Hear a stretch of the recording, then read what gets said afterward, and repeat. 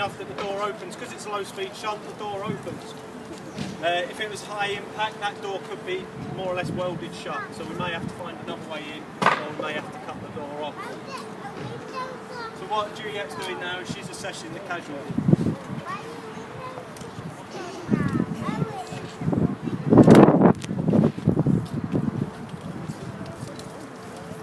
You probably noticed when you open your car door in the wind, it flies open, and you've got a little strap inside your door which stops it bending back. Just by cutting that, which is what Al's doing now, he will now give us a bit extra room on that door that we can fold back to give us some more space. What we have as well is when you turn up as an officer in charge, you have an A and a B plan. The A plan is what you've got time to think about doing, what you want to set in. The B plan is if, like before, he suddenly goes downhill and we need him out, the ambulance crews need him out immediately. Okay? Now, the B plan could be quite simple, cut the door off, pull him out the side. Okay? It may well be that it's that desperate that we'll just take him outside, and we've got to look at whether he's trapped by his feet.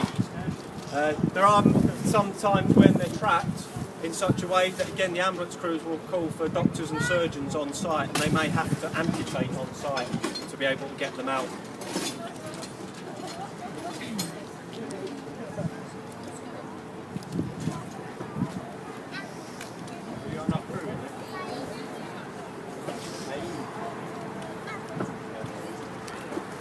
Hopefully, if they've done it right now, there should be no movement in this car. Very little, okay?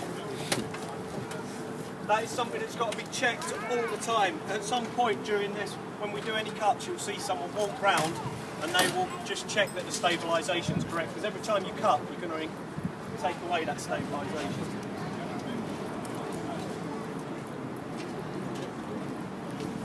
If you can wind the windows down into the door, great, because that takes away the glass. The glass is down inside the door. If it breaks, it's going to break inside that door. Today's modern cars, nearly everyone is run by electricity, yeah? Electric windows. Damage on the front could stop that, them electrics working.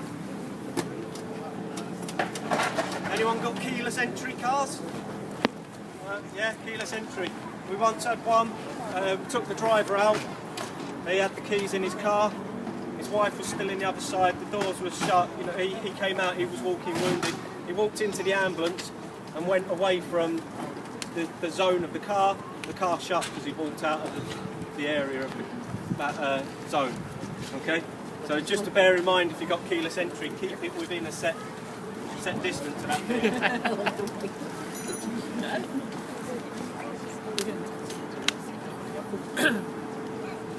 Again, what we're doing here is we're trying to do it a bit slower, just so you can see. This would be, we would have crews on either side breaking the windows. So everything's done as quickly and as seamlessly as we can.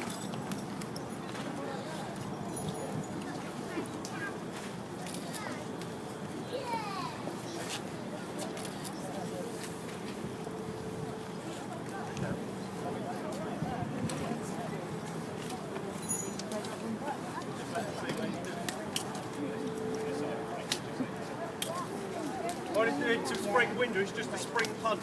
Just place it against the window, pull it back, window goes through. Okay?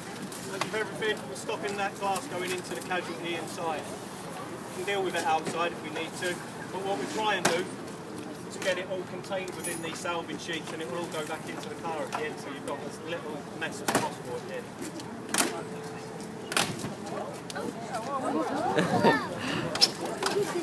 Not necessarily all the time to use the heavy cutting equipment. So you might see what they did. I think they've just taken the pin out on that one, nice and easy. So now that's created a nice area. The ambulance crews could get in there quite easily now and be able to work and monitor.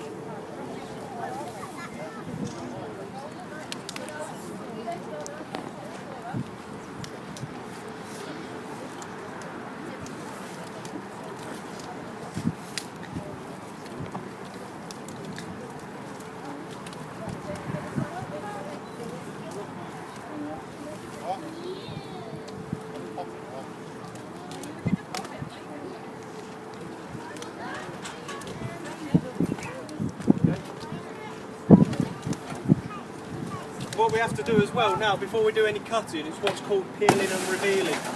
So all the trim inside your car, that will all be taken off, because we've got additional hazards like seatbelt restraint systems, we've got airbags. If we cut through any of their mechanisms, they could go off with your face inside. And you know the speed they come out at, they're nice projectile injuries that you're going to end up with.